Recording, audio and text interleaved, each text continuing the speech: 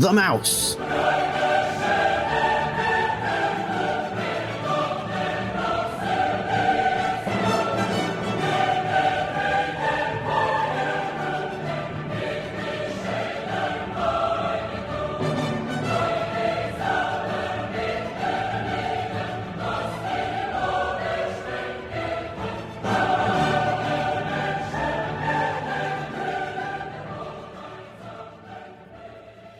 Ah, the humble mouse, forever cute and forever unstoppable.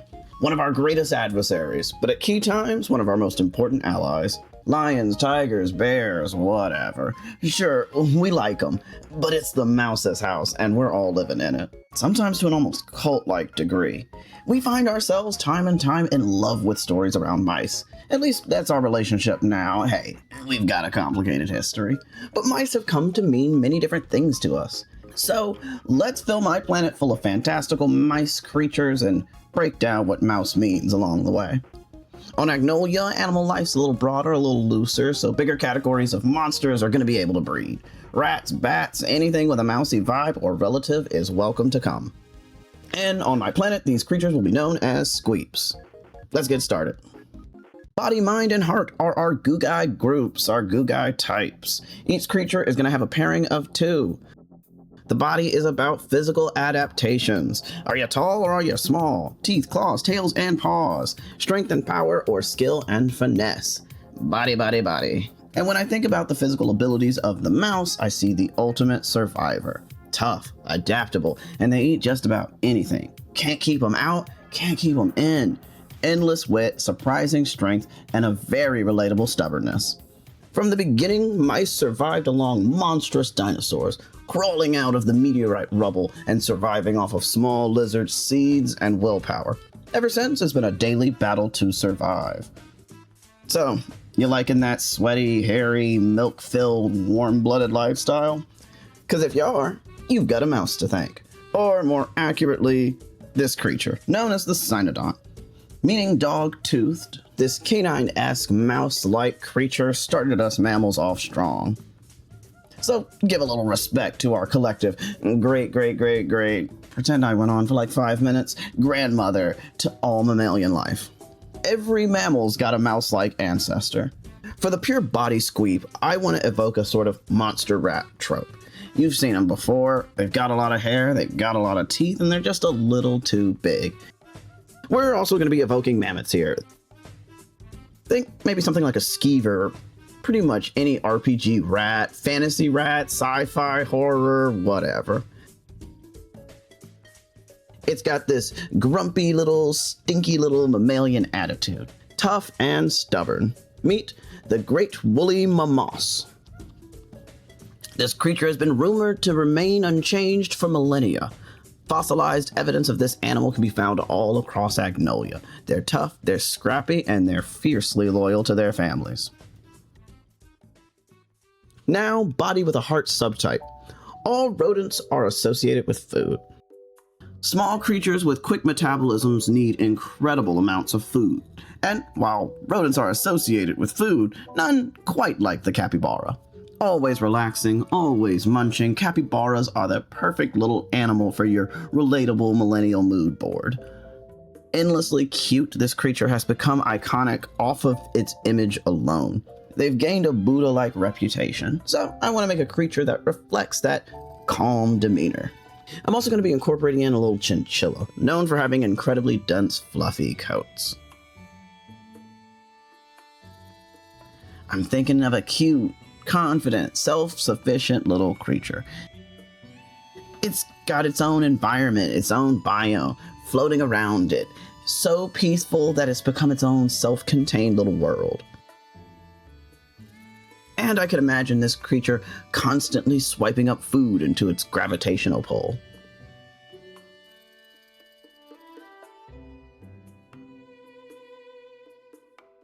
Meet the cowpooba.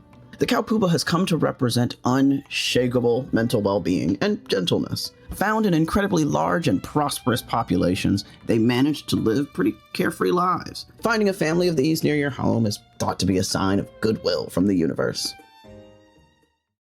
Now to body with the mind subtype. Society, am I right?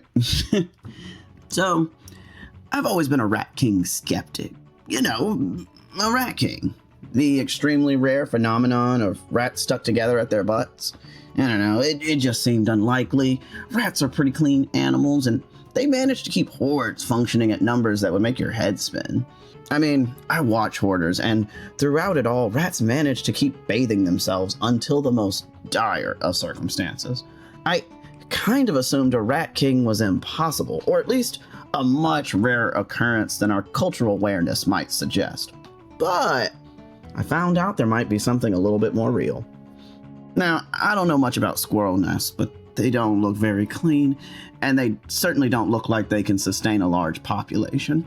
And lo and behold, not only are there reports of squirrels matted together, but there are pictures. All hail the Squirrel King and all its filthy glory. We love depicting society through rodents and the lagomorph rabbits. Kings, queens, kingdoms, villages, and in the modern world, they've always got some sort of secret society bubbling just under the surface, something on a different wavelength from our own. So I'm making a living nest of a society. A living bundle of creatures and their collections. Sticks, stones, gold, bones. It's madness, wealth accusation, to the point of hurting yourself, literally weighing down on the animal's back. And it's also like a squirrel on squirrel centaur. One more royal and vibrant, attention-getting, with bright colors, and the bottom, good steed colors, black, white, gray, brown, things like that. A dignitary constantly accompanied by servants, squires, advisors, relatives. And thus, meet the royal squeen. This creature is a stuck-together nest of fur, limbs, and little treasures. They can be found waging wars and running clans. They're intense, dramatic, and have a cult-like allure. Alright, on to the mind group. Animals are much more than the teeth they use to bite. From tools and techniques, animals utilize countless behaviors to get ahead in the game of life. The mind of the mouse is flexible, ever vigilant, always adapting. The mouse is one who can figure out a solution to any maze and escape from any trap. So let's start with our pure mind Squeep. We're going to continue down that earlier rat's nest idea, because one of the best survival strategies for mice is the nest. Sometimes it's a cozy nook lined with fabrics and feathers, and other times it's massive rat colonies with collections of treasures, food, and families. Mice are experts at settling down, and the furthest extension of this exploration and settling is space, the final frontier. This creature explores the stars, settling the galaxy and changing the environment to suit its needs. It'll utilize many types of suits, vehicles, and machinery to overcome its physical limitations. This is also a lab rat, one who ends up part of their own science, the experiment, the machinery. So I'm going to combine this with the idea of hamster-powered machinery. G-force, Werner Vermin, you know the vibe. A little guy at the helm of a big ship. Meet Meteor Rat. This creature is a master of its environment. Any environment. Meteor rats live in clusters of large populations found all over the planet. Under the sea, in volcanoes, and even rumored to be in space. These mice have discovered a myriad of ways to protect themselves, using intellect to turn threats into resources, looking at danger and only seeing opportunity. Mind with the heart subtype. Intelligence, research, mystery, mysticism. Mice and magic have had a long history of associations with each other, and I'm going to lean into that here. As familiars, or even just as little pets, mice have always been friends to those looking deeper into things. They gather ingredients for potions, and occasionally they are the ingredients, so magic maybe even runs through their little bodies. So I'm going to make this one a cute little nerd, a little companion that just wants to cuddle up with a good book and a cup of tea bigger than itself. This is a little flying squirrel bat thing that is perfectly made to live in a little library. I imagine this creature flying from bookshelf to bookshelf above stacks of paper and among scrolls. It loves the company of others who just share in its love of learning. Meet Meowstick, the ultimate collector of knowledge. Some will have their own personal collection of tomes and scrolls, but generally they love to gather together. In groups, these creatures will accumulate troves of writings, songs, drawings, diagrams, and more. Almost nothing is considered worthless, and they see an opportunity to learn in everything. Now for the mind with the body subtype. One of the mouse's most versatile qualities is its quick wit, deep learning abilities, and ingenuity. There's a reason we use rats to study animal intelligence, and it's not just because we can breed them quickly. They constantly outwit our mazes, traps, and walls. This is gonna be like a crafty little MacGyver-like creature, capable of using whatever they have to break into any stronghold and stealing whatever they like. This is the resourceful escapist, the squeak that breaks you out of prison in your tragic backstory. Strong kangaroo rat legs and overalls with lots of pockets complete the look. This is also a creature of reusing and recycling. I'm thinking buttons, I'm thinking sewing needle swords, bottle cap furniture, little itty bitty tools. Little mice and little clothes. Meet McMoose. This bold little animal uses its stiff paper clip-like tail as a tool. They're not just ready, but excited to take on the next challenge. Inventive and creative, this little animal never feels out of options or backed into a corner. All right, the heart group. Symbols, magic, community, creation, togetherness. The heart category is one of connections. Connections to one community, to nature, to magic, to yourself. Love, hate, passion, intention. From the heart comes art, music, food, festival. So, for the purest form of a heart, I want to make a message that reaches everyone. The mascot. Endlessly adored, the heart group has more power than it may seem on the surface. I mean, can you beat one destined to win by the narrative, by comedy? There aren't enough cats, guns, or acne bombs made to stop the mascot. We're gonna make this one a classic tune. Funny, indestructible. This little creature is gonna be a bundle of chaos and silliness. Heart is the group of magic, and this one's magic is so innate that it flows through its malleable body. It's also a designer pet, with collectible colors and variants. I can remember very popular hamster collectible toys as a kid, and I mean, with the jelly squishies and whatever is going on TikTok right now, folks love collecting things, and folks love collecting limited things. I'm also basing this off the concept of a starter pet, something I don't really agree with. Every animal is its own life and deserves to have purposeful, intentional care. Thus, this creature is always more of a handful than you're quite ready for. It may be indestructible, but it needs proper care, or it's gonna make itself your problem. Do you want to be in a house with a hungry, poorly cared for toon on a rampage? No thank you. Meet Whammy Hammy. These little animals are always causing mischief. While they're an incredibly popular pet and companion, many find out they're more trouble than they're worth. With seemingly endless energy and unlimited powers, they shape the world around them.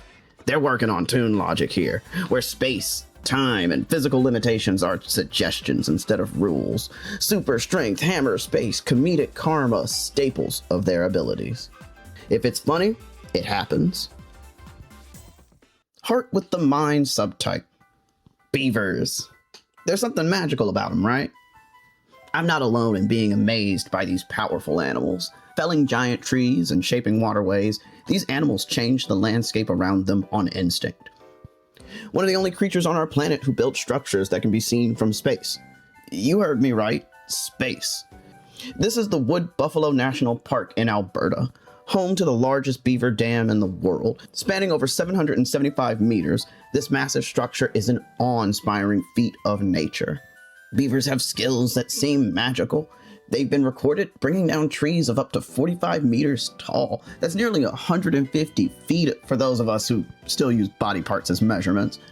With the construction of these dams, they restore wetlands, they increase biodiversity, they cleanse waterways, they break down toxins. It's this incredible thing that they do. And this is magic that happens at night. They work tirelessly constructing these massive structures in the dark of the night. So, I'm thinking magic, I'm thinking the woods, I'm thinking nighttime, I'm thinking Appalachia, which has me also thinking cryptids. I'm thinking of a wild, hairy, hard to understand kind of magic. Natural, adorned with gems and bones. I want to convey a very raw, mystical power. Appalachian magic is also the cultural combination of native and immigrant schools of magic, so I really like that. Knowledge from elders, herbalists, midwives, healers, women who shape the way we survive. It focuses on respecting and protecting nature. These creatures will use their magic to shape trees and waterways into fantastical shapes and colors. And with that folk magic, I'm going to adorn the horns with those vibrant golds and oranges that typically come with beaver teeth. Meet Incaster. Known for their rites and rituals, this creature has gained a mystical reputation. They gather at midnight and show off a magical display of power. With great effort, they leave the land unrecognizably changed. With their abilities, they create beautiful homes for themselves and others. Heart with the body subtype. Earlier I made the connection between mice and food, and let's not pretend the mouse and food relationship is always so cute. The thieving little bastards. I say this especially because I done spent this year battling my own monster in my own backyard. A big old beast too. A groundhog, a ground squirrel, a marmot varmint. Spent months destroying my vegetable garden, and as much as I hate to admit it, he's still pretty cute. So let's make it cute. Let's make it mischievous. Let's make a creature that carries a lesson. The heart group's about community, caring, sharing, all that jazz. So I'm thinking gifts. I'm thinking effigies. Symbols to represent the natural world. Gifts for gods, gifts for others, gifts for the future and prosperity. Native pottery work is an important piece of the cultural history of this land, and a particularly striking type of these are the animal effigies. Meant to represent animals and spirits, these effigies glorify the living world around us. They're ceremonial, historical, and I want to reflect that in the nature of the animal. I'm also going to be combining this with just general pottery and the idea of food storage. A cute little cookie jar creature. So this creature likes to exchange gifts. You shouldn't just feed wild animals willy-nilly, but you should always respect a gift given, and there's nothing wrong with sharing. We take so much from the natural world. I think doing something more equitable just sounds a lot more satisfying to me. Makes us part of the global community. Meet Harkio. These little creatures carry little gifts within a large storage pouch in their heads. There's nothing they love more than exchanging those gifts. When living near these creatures, it's best to carry small objects just in case one shares its many gifts with you. Not only is it polite, but these little animals can be quite vindictive against those it views as selfish. Trading cards. I'm just not sure how to segue into this, but I'm making trading cards. Little collectible art cards of your favorite Googai. They're mixed media, acrylic, watercolor, marker, whatever I can get my hands on. Creatures made with a lot of love now have fitting, physical art made with just as much care. There'll be 4 variants of each, 2 basic poses, and then 2 special cards where the creature will show off their powers or personalities. The special cards also have a little extra flourish of, metal paints and glosses and things like that. So if you're interested, I'll have my Etsy shop linked below. Well, right now I've made cards of Whammy Hammy and the Great Woolly Mamaw, about 10 to 15 cards each, and every week I should be able to put up another 15 or so cards into the shop. Comment your faves and I might get to them first. And hopefully this will be the next big step in making my Googai a little more real.